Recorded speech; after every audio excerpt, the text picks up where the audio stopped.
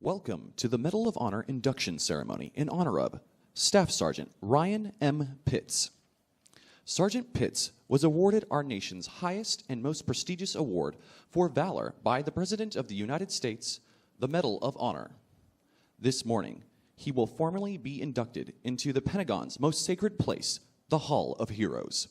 Our hosts for today's ceremony are the Deputy Secretary of Defense, the Honorable Robert Work, the Secretary of the Army, the Honorable John M. McHugh, the Chief of Staff of the Army, General Ray Odierno, and the Sergeant Major of the Army, Ray Chandler.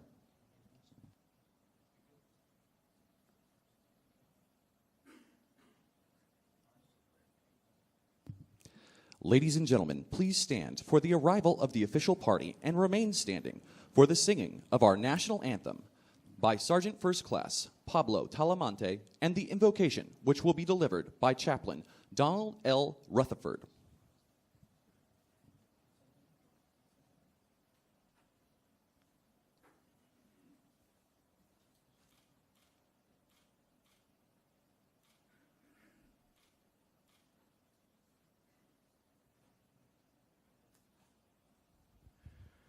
Oh, say, can you see by the dawn's early light what so proudly we hailed at the twilight's last gleaming, whose broad stripes and bright stars through the perilous fight o'er the ramparts we watch were so gallantly streaming, and the rocket reglet of bombs bursting in air gave proof through the night that our flag was still there.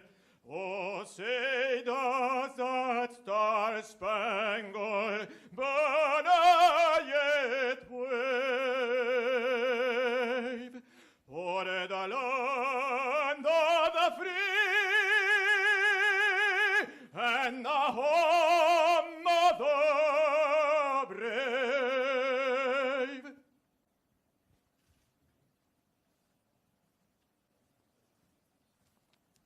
And let us pray. Heavenly Father, today we honor Staff Sergeant Ryan Pitts for his marvelous combat actions. Truly, he held the loyalty he expressed to his team, the humility with which he accepts this honor we bestow upon him from our great nation. By his bravery shown in the battlefield and through his values, actions, and works, he epitomized the Army profession and our warrior ethos. In the hour and valley of the shadow of death, remained faithful and tenacious to fight on, even after being wounded. He truly holds dear the memory of the men with whom he fought. We join with him in honoring their service and sacrifice for our nation. May your presence abide with us this day in this ceremony, as we pray together in your holy name. Amen. Please be seated. Ladies and gentlemen, the Chief of Staff of the Army.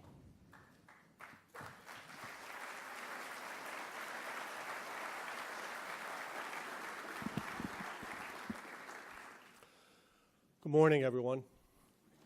It's my distinct pleasure to be here today to honor Staff Sergeant Ryan Pitts, who joins a rare fraternity of military service members who have displayed extraordinary acts of valor during exceptional circumstances with great risk to their own personal safety. Staff Sergeant Pitts embodies the essence of a soldier and represents what every man and woman who dons this uniform strives to be. An individual who has earned the trust of all with whom he associates. One who possesses a humility and selflessness that we all respect.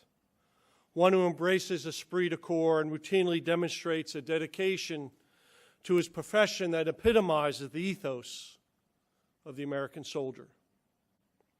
In the face of imminent danger, he always put his mission first. He never quit. He never accepted defeat. And above all else, he never left his fallen comrades.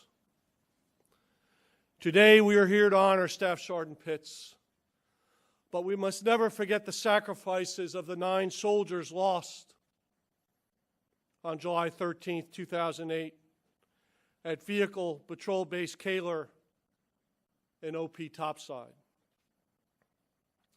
We remember PFC Sergio S. Abad, Corporal Jonathan R. Ayers, Corporal Jason M. Bogar, First Lieutenant Jonathan P. Brostrom, Sergeant Israel Garcia, Corporal Jason D. Havatar, and Corporal Matthew P. Phillips, Corporal Pruitt A. Rainey, and Corporal Gunnar W. Swilling. We also remember Sergeant First Class Matthew Kaler, Sergeant Pitts' platoon sergeant who was killed in action on January 26, 2008, after whom the Vehicle Patrol Base was named. We are honored to have some of their family members with us today. We will never forget the dedication, commitment, and sacrifice of your husband, son, brother, or grandson. Would the family members please stand and be recognized at this time?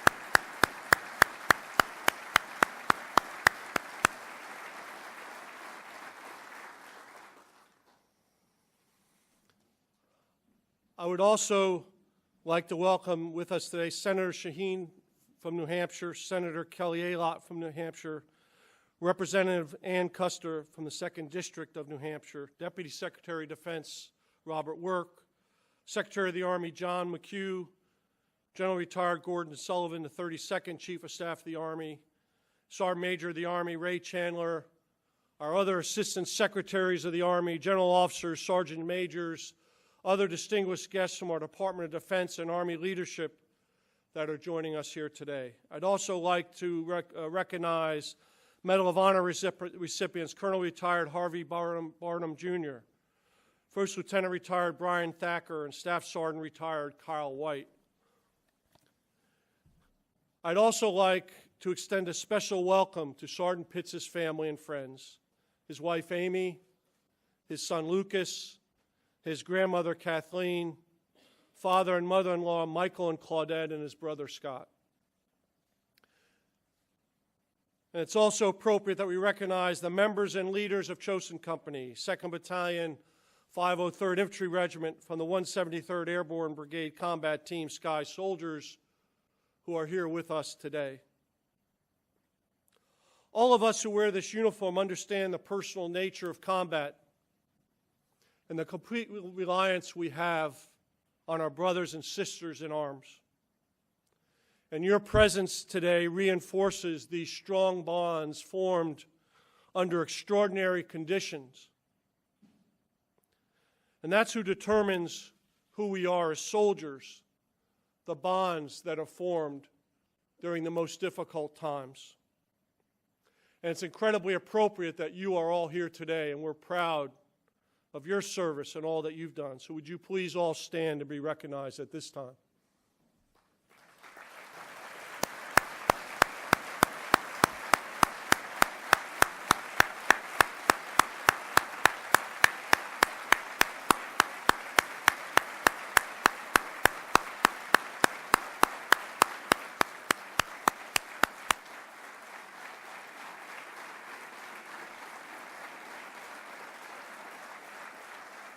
Thank you. In combat, you never know what each day might bring. What you do know is that you must always be ready, mentally and physically. But some days are simply very different than others. That day for Sergeant Pitts and elements of Chosen Company were very different. In the early morning twilight, insurgents moved into fighting positions overlooking Vehicle Patrol Base Kaler and Observation Post Topside, which was about 100 meters above the patrol base. Sergeant Pitts, the forward observer, was manning OP Topside with a team of 8 others. That morning, soldiers at the Vehicle Patrol Base identified enemy fighters on a hillside east of Wanat. As Sergeant Pitts and Sergeant Matthew Gobble prepared a request for indirect fire, an estimated 200 insurgents launched a full-scale assault. The attack began with a volley of machine gun fire from a 2-story building on a terraced hill, but quickly swelled into an all-out assault with machine guns, rocket-propelled grenades, and hand grenades thrown at very close range. Within minutes, everyone at OP Topside was wounded, and several were killed. And that was just from the first volley of fire. Sergeant Pitts received grenade shrapnel to both legs and his left arm. Sergeant Pitts was thrown toward the northern position in a blast. Seeking cover, he crawled to the southern end of the observation post. There, Corporal Jason Bogar applied a tourniquet to his right leg. Specialist Tyler Stafford informed him that the northern position was destroyed, and Corporal Matthew Phillips and Corporal Gunnar Swilling had both been killed. Sergeant Pitts immediately returned to the northern position where grenades were stored. With enemy fighters moving up to take the OP, he threw grenades into the draw just beyond the perimeter to the north. Holding each grenade after the pin was pulled and the safety lever was released to allow nearly an immediate detonation. Between tossing grenades, Sergeant Pitts updated the company commander, Captain Matthew Meyer, of casualties in enemy locations. To conserve hand grenades, Sergeant Pitts grabbed the M240B machine gun. Unable to stand, Sergeant Pitts blind-fired the machine gun to provide momentary cover, then propped himself up on his knees. Within minutes of this initial report to Captain Meyer, the enemy forces destroyed the tow system in the 120-millimeter mortar firing pit below. At this point, Sergeant Pitts was the only contact between the command post and OP Topside, and the only person left capable of controlling indirect fire support from FOD Blessing onto targets around his position. Against overwhelming enemy fires, First Lieutenant Jonathan Brostrom maneuvered an element from the patrol base to the OP. On arrival, Sergeant Pitts gave Lieutenant Brostrom a situation report. Taking Corporal Pruitt-Rainey's M4 with a mounted M203 grenade launcher, Sergeant Pitts continued to send requests for indirect fire while Lieutenant Brostrom, Corporal Joseph Hovatar, and Corporal Bogar and Corporal Rainey moved to defensive positions. Minutes later, Sergeant Pitts realized that no other fires were coming from the OP. He crawled silently from his position to the southern perimeter to discover that he was alone. Losing blood, Sergeant Pitts radioed Captain Meyer to inform him that he was the last man. Insurgents were in such close proximity to Sergeant Pitts that soldiers at the command post could hear enemy voices over the radio. But Sergeant Pitts did not quit. Thinking his position would soon be overrun, he was determined to do as much damage as possible to the enemy. Taking the M203 grenade launcher, Sergeant Pitts began firing it directly overhead, sending grenades just beyond the perimeter. Over the radio, Sergeant Pitts called for anyone with a line of sight to begin firing over his position. Sergeant Brian Hissung at the casualty collection point below answered the call and laid down fire directly over Sergeant Pitts. While Sergeant Hissung provided suppressive fire, Staff Sergeant Sean Samaru, Sergeant Israel Garcia, Specialist Michael Denton, and Specialist Jacob Sonez moved from the traffic control point to the OP. There, Special Sonas treated Sergeant Pitt's injuries with another round of explosives mortally wounded Sergeant Garcia. Sergeant Pitts crawled to Sergeant Garcia and comforted him until being moved from the open to the OP's southern end. Sergeant Pitts, nearly unconscious, radioed Captain Meyer the needed feedback to direct the first helicopter attack run on insurgents only 30 meters north of the OP. This allowed soldiers at the vehicle patrol base to move a third group of reinforcement up the terraces. After fighting for nearly 2 hours, Sergeant Pitts was medically evacuated and the OP was secured. Sergeant Pitts' incredible physical and mental toughness, his determination and resilience, and his ability to communicate with leadership while under heavy fire allowed U.S. forces to hold the OP and turn the tide of the battle. Today, we induct Staff Sergeant Pitts into the Hall of Heroes. His demonstrated uncommon valor and extraordinary courage under fire. His competence, his commitment to his fellow soldiers, unit, and the mission, and his incredible character epitomizes the Army profession and the best of what our soldiers and our Army represents. I am moved by Staff Sergeant Pitt's humility, his selflessness, and his respect for his fellow soldiers. This, combined with his gallantry, courage, and determination under chaotic conditions, separate him from others. His lasting legacy will be of all those he has influenced by his actions.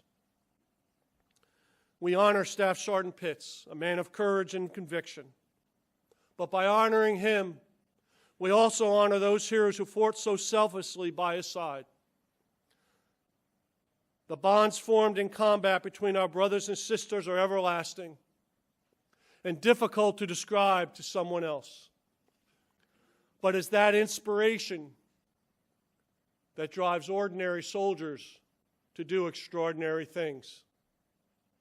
And on this day, a group of ordinary soldiers did extraordinary things. The strength of our nation is our Army. The strength of our Army is our soldiers. The strength of our soldiers is our families. And that's what makes this Army strong. Thank you for all coming today, and God bless America.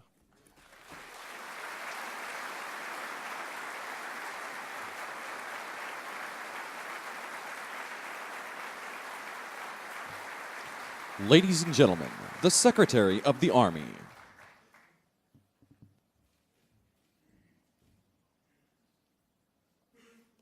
Good morning. This is a great day for the United States of America.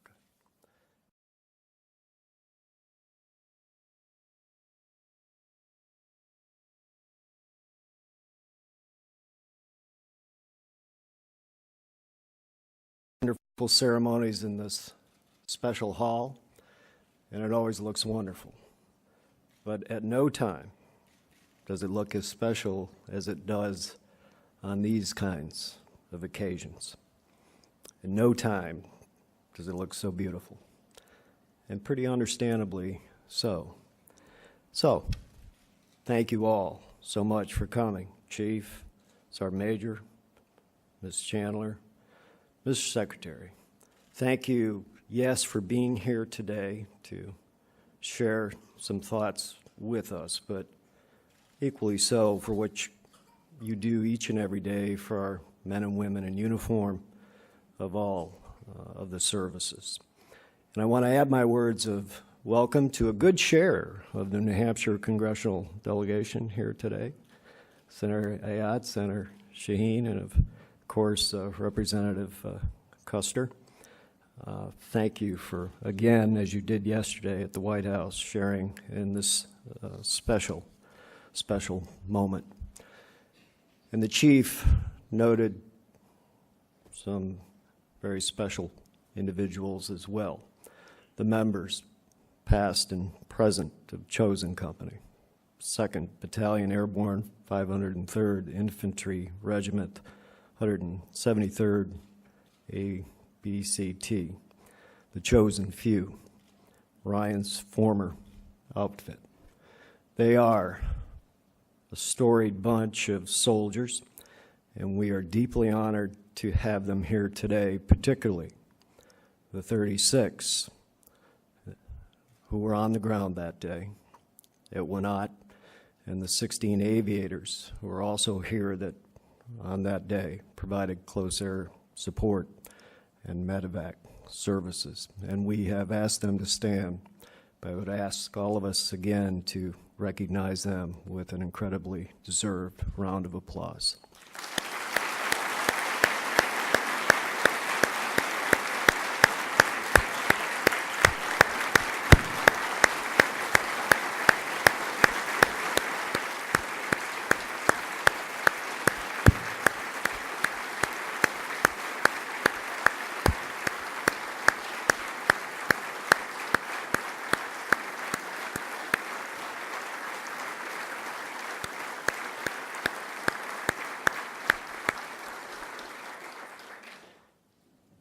It is always wonderful that present Medal of Honor awardees join in these ceremonies to welcome a new member into their ranks. And as the Chief rightly noted, we are again blessed to have 3 such individuals.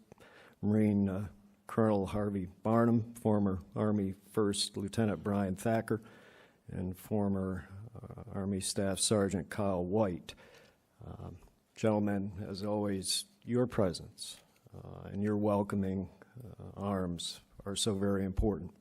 To the former Chief of Staff of the Army, Gordon Sullivan, sir, thank you for your service in the past and what you continue to do, especially for the men and women and families of this United States Army. Now, I need to state the obvious. We would not have an event, we would not, in all likelihood, have a hero were it not for the love and support that Staff Sergeant Pitt has received from his family and friends, principally is Amy, his wife, their little boy Lucas, who is happily indulging in a bottle, and we hope it lasts throughout the ceremony.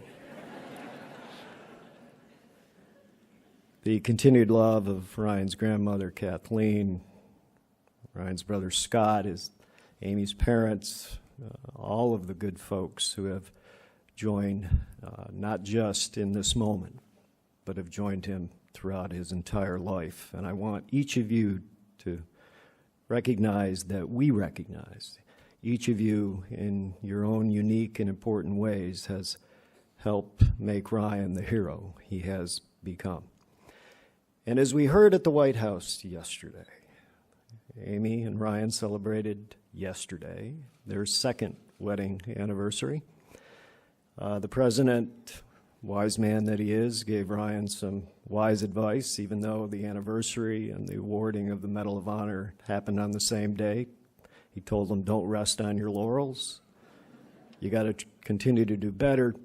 So I know you want to follow Commander-in-Chief, and just a little hint, there's a very nice jewelry store right here in the Pentagon. You might want to take Amy there, put something historic around her neck, perhaps. And that'll help make the president's recommendation come true. To the good folks of Nashua, New Hampshire, welcome. Population 86,933. I suspect that number significantly diminished here today, but I've been to Nashua. It's a great community. It's not unlike my hometown on Watertown, kind of nestled against the Canadian border in northern New York. And I know in Nashua, like we do in Watertown, you have 4 seasons, almost winter, winter, still winter, and pothole repair season. And the folks who call Northern Virginia home think that they have it good, but I'll tell you, those brave folks from New Hampshire have more miles on their snowblowers than most of you do on your cars. So we are thrilled that you are here, and sharing in this special moment. As the chief has said, the Battle of Wanat was as ferocious as it was heroic. It was one of the bloodiest battles of the Afghan War, and yet while it was surely a place of unspeakable sadness, it was also a place of incomprehensible valor. It's a place where honor and courage and conviction never wavered, where commitment to one's fellow soldiers was paramount, where, as Ryan has described, valor was everywhere.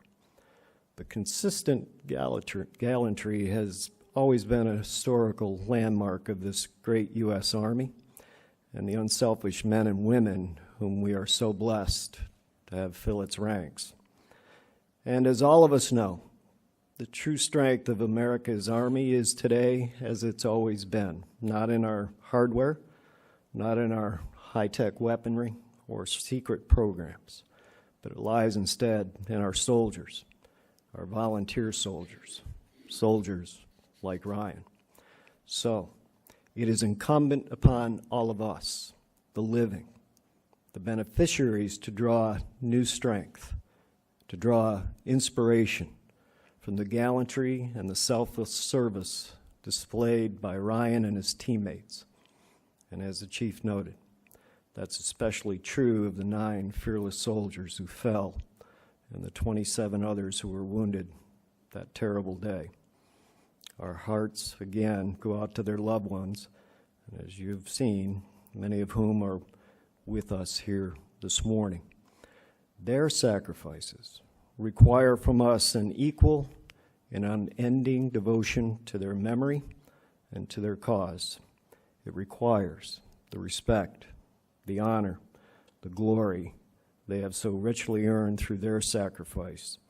And again, I'd ask that you extend to these people who have laid upon the altar the greatest sacrifice, the lives of their loved ones, an overdue round of applause.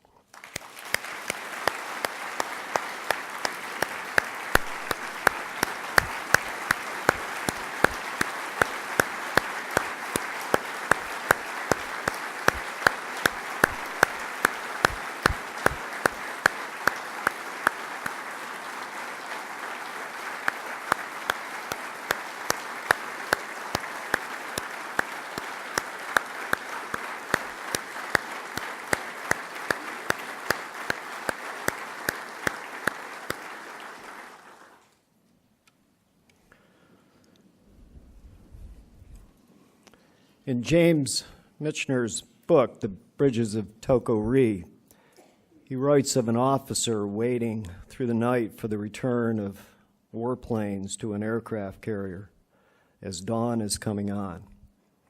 And he asks simply, where do we find such men? And I often ask myself a somewhat similar question when I look out over an assembly of gathered soldiers, particularly a pre-deployment ceremony. Where do we find such men? Where do we find such women? President Reagan really answered the question when he said, we find them where we've always found them. They are the product of the freest society man has ever known. They make a commitment to the military, make it freely, because the birthright we share as Americans is worth defending. At the Battle of Wanat, we found them in places like Aiea, Hawaii, Long Beach, California, in Snellville and Jasper, Georgia, in Seattle, Washington, in Clinton, Tennessee, in Haw River, North Carolina, in Florissant, Missouri, and in Morganfield, Kentucky, the hometowns of the 9 fallen, the names you heard the chief speak, but the names that can never be spoken too often. Jonathan P. Brostrom, Israel Garcia, Jonathan Ayers, Matthew B. Phillips, Jason M. Bogar, Jason D. Hovader, Pruitt A. Rainey, Gunnar W. Zwilling, and Sergio S. Abad. All of them in their 20s. The oldest, 27. The youngest, just 20. Brothers in arms, men who lovingly served a cause truly greater than themselves. Men who, as Ryan has said, truly considered themselves a family. At times a dysfunctional family, perhaps, just like really most of our families. But as Ryan has described, these men were committed to one another. They were committed to their uncommon lives and equally their common challenge. And just like any true family, love and trust laid at the heart of it all. Now, it might seem odd to some to speak the words of love and trust when recounting the brave and bold actions of such rough and tumble warriors. But make no mistake, their love for each other was real, even as it was in the midst of indescribable chaos. To be sure, on the day of the Wanat attack, Ryan Pitts was wearing the KI bracelet bearing the name of Sergeant First Class Matthew Kaler, as you heard, a platoon sergeant of the 2nd Platoon who had died just months earlier. Ryan unabashedly says that Kaler loved his soldiers, each and every one of them, loved them like they were his own kids. Of that, I have no doubt. At the height of the Battle of Wanat, Specialist Michael Denton and 3 other soldiers scrambled up the bullet rock terraces of OP topside to reinforce the position, where, as the chief told you, Ryan had been fighting alone, fighting off the enemy single-handed. Ryan had no idea the 4 were coming. The scene was awful, Denton later recalled. He found the body of his best bud, Specialist Jason Hovater, lying there lifeless. Denton said, "I took ammo from Hovater's body, and I told him I loved him." He told him he loved him. Denton then went on to man a machine gun. Moments later, after another barrage of RPGs tore into the OP, wounding all 5 of the men, Sergeant Israel Garcia lay mortally wounded. Ryan pulled his close friend to him, his brother, and knowing there was nothing he could do for him, he just laid there and he held his hand. "We just talked for a while," Ryan said. "He told me he wanted me to tell his mom and wife that he loved them." Ryan later honored that commitment. So, through all of the chaos, through all of the destruction, we can truly see the love, even in the face of such tragedy, bonds these men and their families. And believe it or not, just as it is on the home front, love and trust are the foundations of this incredible professional army. Not surprisingly, today's soldiers trust each other. They trust the Army and those who fill its ranks. And they also understand the moral dimensions of war. I've heard the chief speak often about the issue of trust. It is, as he said, the backbone of our professional Army. It's what defines our profession of arms. Ryan has said he trusted everyone around him, that he'd follow his officers anywhere, that he knew help would come if humanly possible. He knew it because he knew he would do the same. He trusted the skills of the Apache pilots who flew and fired danger close to his embattled position. Love and trust abounds in this Army amongst the men and women who wear the uniform. And we have men like the chosen few, truly, to thank for that. And we have, perhaps most of all, as the President recounted yesterday, the duty, the responsibility to learn the hard lessons, the inescapable lessons of that day, to better do our part, put forth every necessary, every conceivable resource for our soldiers, to provide them an equal measure of the effort, the incredible effort, of the love, they so courageously bring forward on behalf of this nation each and every day, no matter what the mission. Today, Ryan has a new mission as a husband, father, and businessman, but he also remains a devoted witness to the valor of others, the valor of heroism, self-sacrifice, patriotism, and audacity that he has taught all of us through his extraordinary Army service. Those are things that are now being taught, by example, to his son, to his Nashua neighbors, to his civilian work colleagues at Oracle.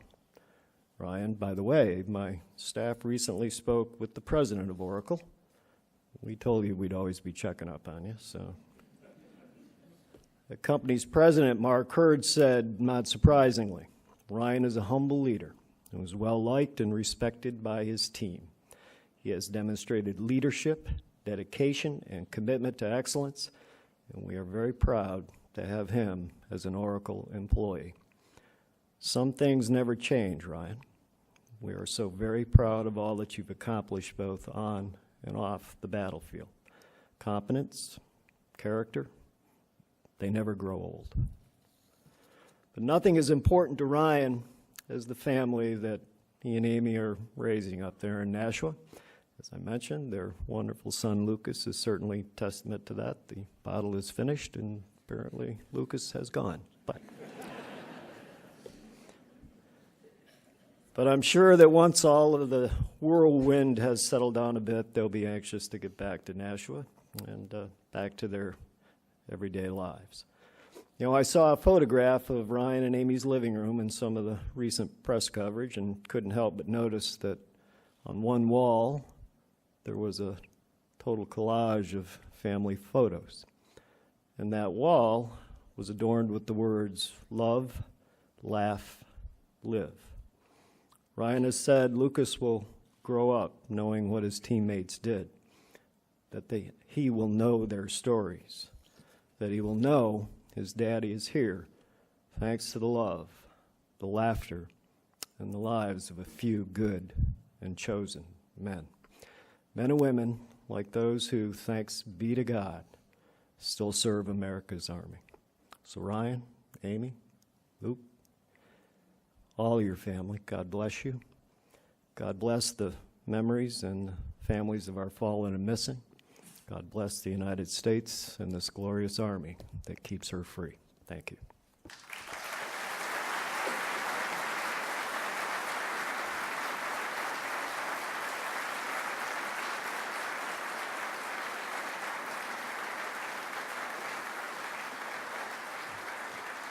Ladies and gentlemen, the Deputy Secretary of Defense.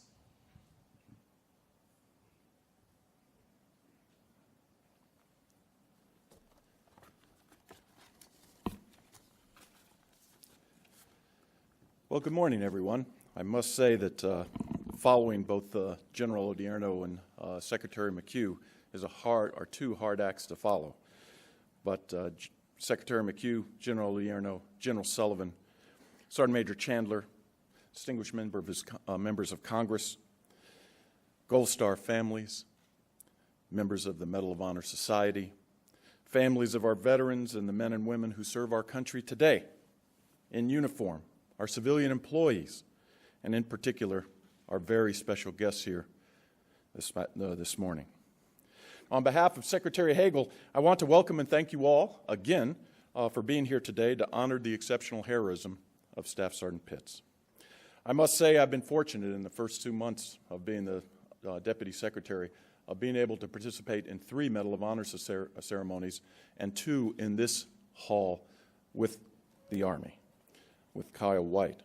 And I must say this is among the most awesome things that I do and the things that I most enjoy doing.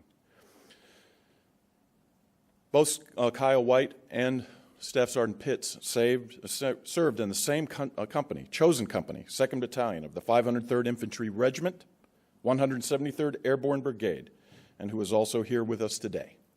Not bad, Airborne. Coming from a Marine, not bad at all. To all the members of Chosen Company, past and present, and here today, welcome. You truly are an impressive bunch of soldiers. I want to also offer a special welcome to Ryan's family, his wife Amy, who I've just had the pleasure of meeting, and their young son Lucas, who, as the Secretary said, is out on his speaking tour now. He's also extended family who have joined us. Welcome, and thank you all for the love and support that you have provided to Ryan over the years and for helping mold this extremely impressive soldier and man. Now, I know the daunting challenges that all of the military families face day in, day out. I was born into a military family, and for more than a decade, our military families have had to grapple with being unsure that their loved ones would return safe from deployment, and often repeated deployments. And the courage and resilience that these families have displayed represents the finest values of both the military and our great country. Now, I cannot do any better than General Odierno in describing the battle that compelled Ryan Pitts to act above and beyond the call of duty. It is an account that is old as the American military, a combat outpost holding out against a fierce attack. Literally a handful of American troops facing down tough odds. American infantrymen, Army paratroopers surrounded and outnumbered. Now, all of those of you in the Army know that the airborne is trained in this very mission, to drop behind enemy lines, to be surrounded, to be cut off, and to rely only on each other. But Ryan takes his place in our Hall of Heroes because of his actions on that day in July 2008. And it's hard for me not to get emotional, but he exemplifies the qualities of the American soldier. To me, steadfast devotion to duty, tenacity in a fight, love and respect for each other, as Secretary McHugh so eloquently spoke about. The President, Secretary McHugh, and General Odierno have already told you about this fight, but I think all you need to take away is there were a lot of heroes that day, and Ryan Pitts was among the most storied of them. Combat Outpost Kaler was an isolated outpost, OP Topside, which you've heard about, where Ryan Pitts fought, and where he held was even more isolated. Now, so for most of the troops in this longest war that our country has ever fought, insurgents have generally been just a shadowy foe. Their signature weapon is the improved explosive device. They often fire from concealed positions and melt away. They use mortar rounds. They snipe from a distance. But that wasn't the case, as General Odierno told you, at Wanat. It was close quarters combat against an enemy that was aggressively pushing home its assault. They wanted, and they outnumbered the outpost by, who knows, maybe 10 to 1. And they were hoping to overwhelm that outpost with sheer numbers and volume of fire. And they came very close to doing so. At one point during the firefight, an American soldier shouted the warning, "They're inside the wire." And you could actually hear the enemy talking over the radio that Ryan Pitts was using. The soldiers were looking directly into the faces of their combatants. This really is about a battle of will. And our soldiers met the enemy's ferocity with their own. And just like their ancestors displayed on a Pennsylvania farmland, on the Pacific beaches and jungles, like the airborne soldiers at the Ardennes Forest, and in the highlands of Vietnam, our soldiers prevailed. Wounded multiple times, alternating between throwing grenades, firing his weapon, calling in fire support, radioing for reinforcements. And I have to say, as an artilleryman, he's an artilleryman too. So this really makes me happy.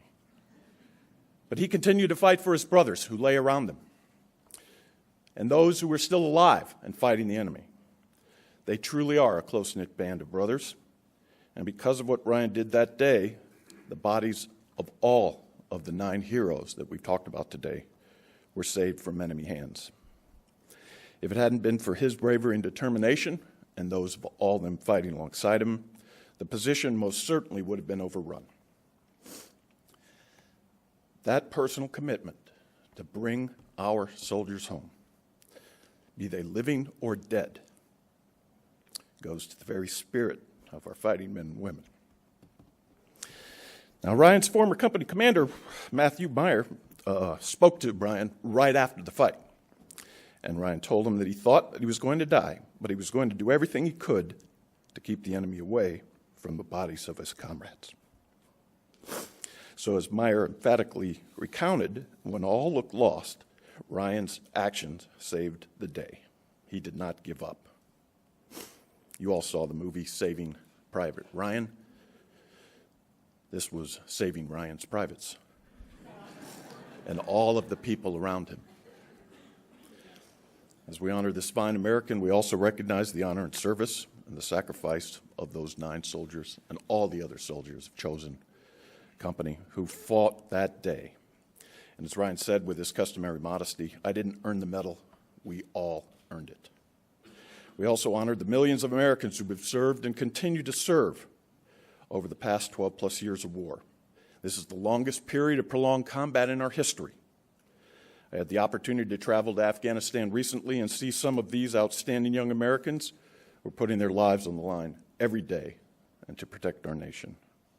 But I see in this fine soldier and his brothers and sisters in arms, past and present, members of the most amazing fighting force this world has ever seen. Their dedication to duty, regardless of personal safety, embodies the very best traditions of the American military. This generation of America's fighting men and women have demonstrated by their actions that they are, in fact, a truly great generation. They stepped forward and volunteered in the time of war knowing and often hoping that they could go to combat and take the fight to the enemy. All they asked for was the honor of fighting for their country, and they gave us all they had in return: their blood, their sweat, and sometimes, unfortunately, their lives. Now, the price paid by our service members in lives and wounds in this long war has been steep. They have inspired the hearts of our countrymen a deep sense of pride and patriotism.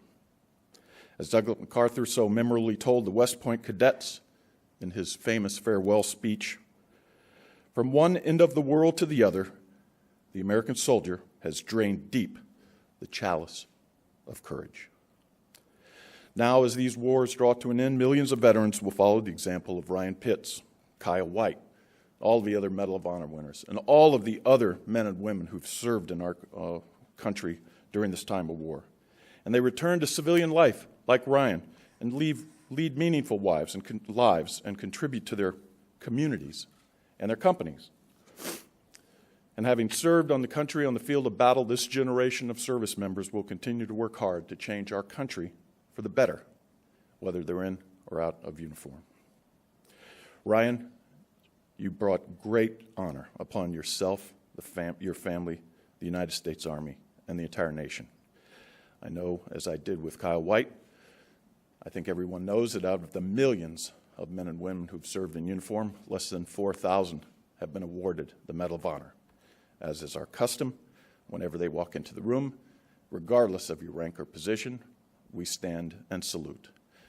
As I did with Kyle White, Ryan, I'd ask you to stand and face the audience, and I'd ask everyone in uniform and everyone who used to serve in uniform to please stand and salute this great American hero. Hand salute.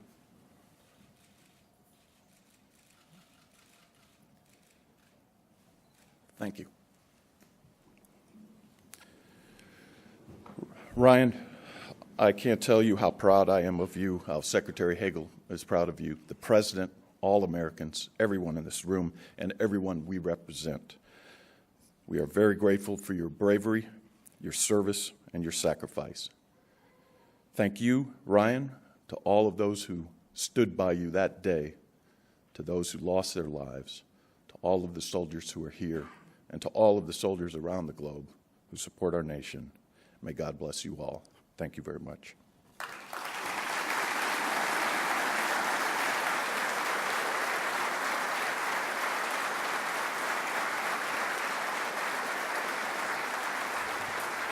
Secretary McHugh, General Odierno, Sergeant Major of the Army Chandler, and Staff Sergeant and Mrs. Pitts will now join Deputy Secretary Work on stage for the induction ceremony.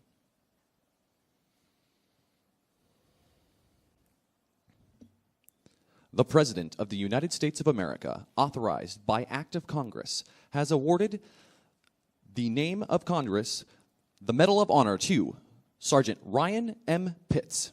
He distinguished himself by extraordinary acts of heroism at the risk of his life, above and beyond the call of duty, while serving as a forward observer in 2nd Platoon, Chosen Company, 2nd Battalion Airborne, 503rd Infantry Regiment, 173rd Airborne Brigade, during combat operations against an armed enemy at Vehicle Patrol Base, Kaler, in the vicinity of Wynot Village, Kunar Province, Afghanistan, on July 13th, 2008.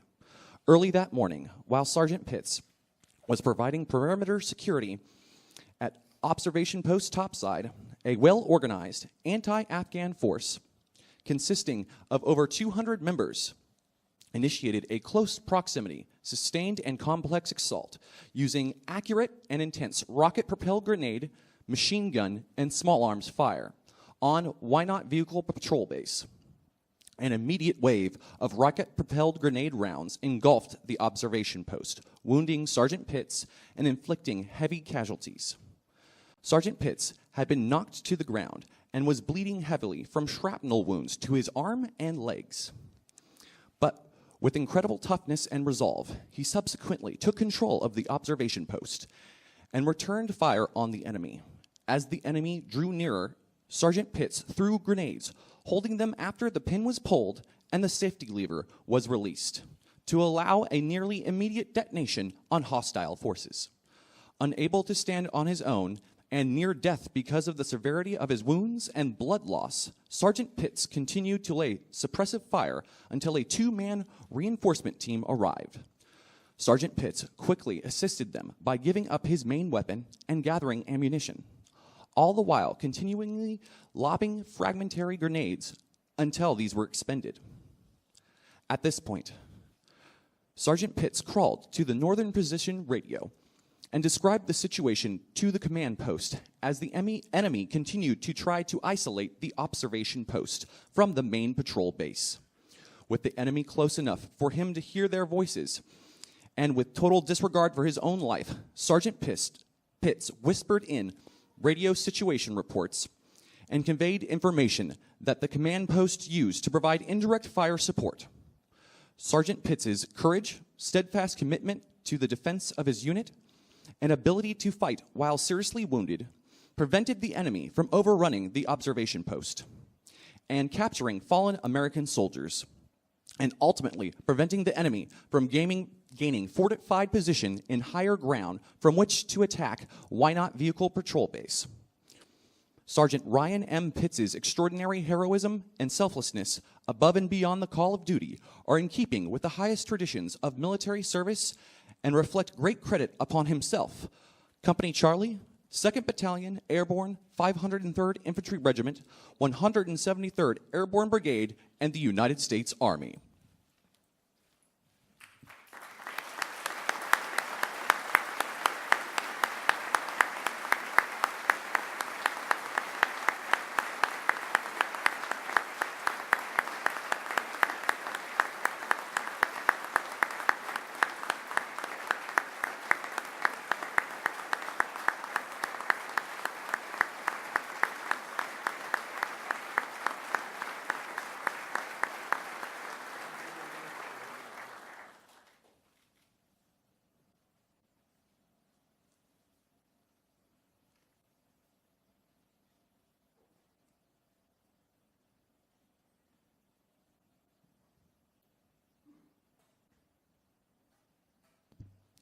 The War on Terrorism plaque will now be unveiled, inducting Sergeant Pitts into the Hall of Heroes.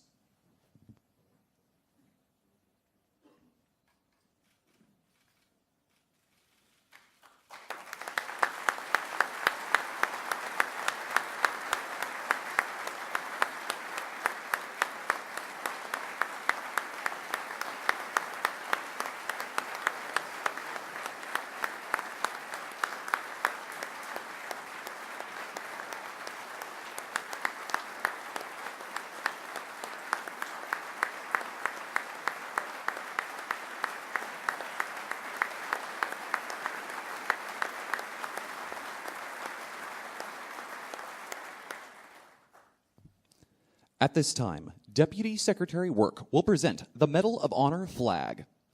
On 23 October 2002, Public Law 107-248, Section 8143, established the Medal of Honor flag to recognize service members who have distinguished themselves by gallantry in action above and beyond the call of duty. The Medal of Honor flag commemorates the sacrifice and bloodshed for our freedom and gives emphasis to the Medal of Honor being the highest award for valor by any individual serving in the armed forces of the United States. The light blue color with gold fringe bearing 13 white stars are adapted from the Medal of Honor ribbon.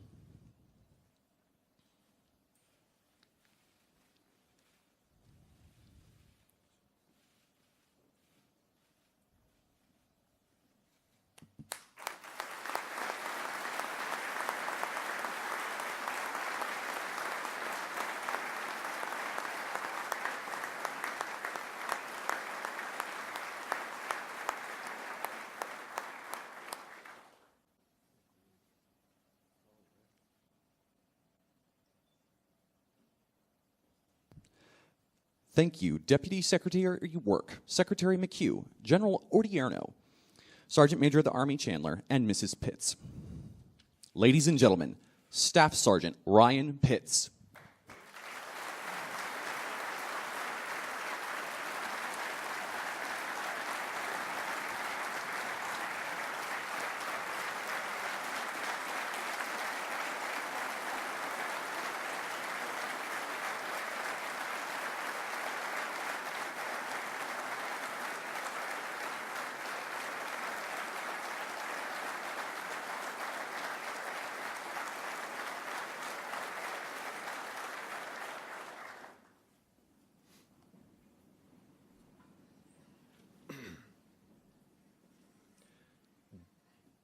Deputy Defense Secretary Work, Secretary McHugh, General Odierno, Sergeant Major Chandler, members of Congress, distinguished DoD civilian guests, general and flag officers, brothers and sisters in arms, Gold Star families, my family, ladies and gentlemen, and my fellow Medal of Honor recipients, good morning. And my lovely wife, Amy, I want to thank you for all your support. You're an amazing mom, wife, and woman. I love you. I stand here in awe of the men I served with. Many of them are here today. It was the honor of my life to answer the call and serve our country alongside the men of Chosen Company, the Rock, and all other service members. There were many factors that brought us together and motivated us to fight. For me, it was my love for our country and dedication to my brothers. In my combat experience, the latter is the one guiding principle that carries us through battle. It was the men to our left and right that compelled us to fight with everything we had. There was an absolute duty to be your brother's keeper, a sentiment that I think we all shared. My favorite quote that embodied our dedication is ironically captured in a brief passage from Stephen Pressfield's The Afghan Campaign. It reads, "Of one thing I'm certain, I will die before I let harm come to him. The shaft that impales him must first pass through my flesh." I saw the greatest men I have ever known personify this passage. Men who placed themselves between us and the enemy to protect and defend their brothers. Our fallen exemplified this most greatly as they fought to their last breaths to ensure the rest of us could return home. They are the real heroes, and it is their names you should know.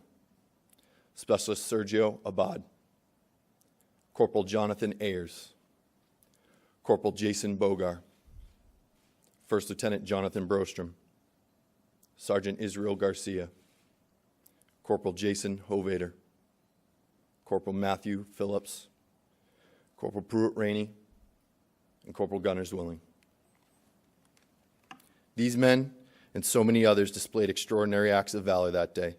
No one man carried the fight. We did it together. Chavez was shot through both legs, helping pull a mortally wounded Abad to cover. Davis, Krupa, Hamby Meyer, Grapes, and Santiago manned critically important weapon systems that were heavily targeted by the enemy. Many men, including Soanes and Meyer, exposed themselves to direct enemy fire to reload these weapon systems that were so important to our defense. One man picked up an unexploded missile that landed in a fighting position after being ejected from a destroyed vehicle. He ran the missile into the open so soldiers could continue to occupy the position, in the process exposing himself to direct enemy fire. Denton stood and returned fire despite being wounded in both legs and his dominant right hand because he had to continue fighting. Bogar returned fire, stopping only to apply medical aid to me and others before returning to the fight. In the beginning moments of the fight, Matt Phillips immediately returned fire and threw a hand grenade to engage the enemy and repel their assault. Ayers was heavily targeted while continuously firing his machine gun in the face of an overwhelming volume of enemy fire, despite already being struck in the helmet by an enemy round. Lieutenant Brostrom and Hovader braved withering enemy fire, covering more than 100 meters to help reinforce and defend OP topside. Rainey helped manage the fight at OP topside, distributing ammo and shifting weapon systems. In the second wave of reinforcements, Samaru, Garcia, Denton, and Soanes maneuvered to save my life and defend OP topside, where 4 paratroopers had been wounded and where Ayers, Bogar, Lieutenant Brostrom, Hovader, Phillips, Rainey, and Zwilling had given their lives in our defense. They came to help me despite the danger of their own lives. Saving my life cost Garcia his own. You must ask yourself, how did these men do it? Or what compelled them to take these actions? Again, we return to our dedication to our brothers. We were a family whose bonds were forged in the fires of combat. Our brothers' lives were more important than our own. If they were in a fight, then we wanted to be there. They would never stand alone. I have seen so much valor displayed by my brothers that I cannot even begin to scratch the surface in the short time I have today. Rather, I will spend a lifetime telling their stories to honor their heroic deeds. This is a responsibility that accompanies the award, a responsibility that has been easier to accept, knowing that the award belongs to every man I fought alongside. While the Medal of Honor is awarded to an individual, it has felt like anything but an individual achievement. It is ours, not mine. I will wear it for everyone there that day, especially those we couldn't bring home. The medal represents our sacrifices and those of every service member, and it will forever serve as a memorial to the fallen. I will never view myself as a recipient, but always as a caretaker. The word hero often accompanies the award. I don't care for the term. I never have. It is a distinction I have always felt was reserved for those that make the ultimate sacrifice. However, I am humbled and honored to look at my brothers and see men I consider my personal heroes, men I look up to. To every man who fought that day, every man who came to our aid, every leader and peer I ever had, it has been the honor of my life to serve and fight alongside you and all the brothers we lost. My family and I cannot thank you enough for all you have done for me and our country. I owe you a debt I can never repay. I honor you. Please stand and be recognized.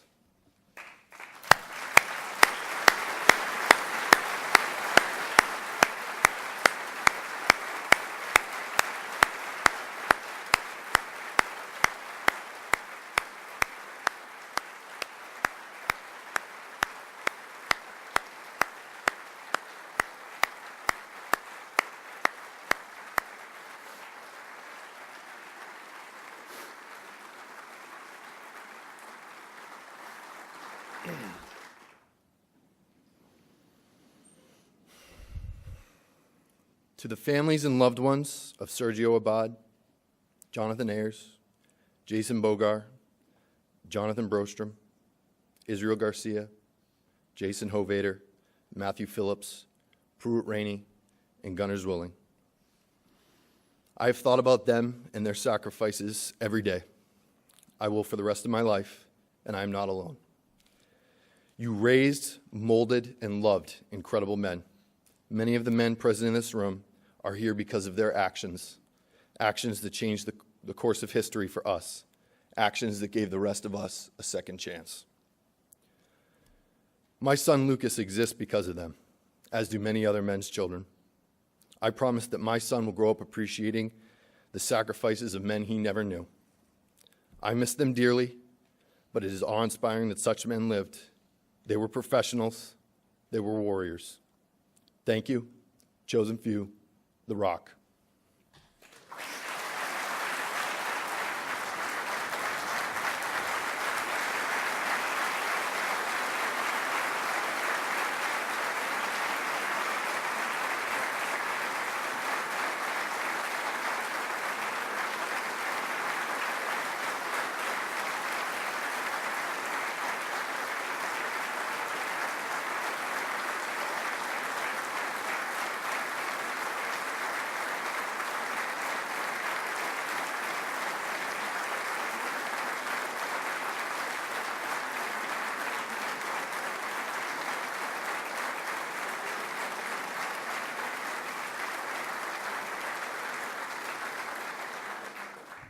Thank you, Staff Sergeant Pitts.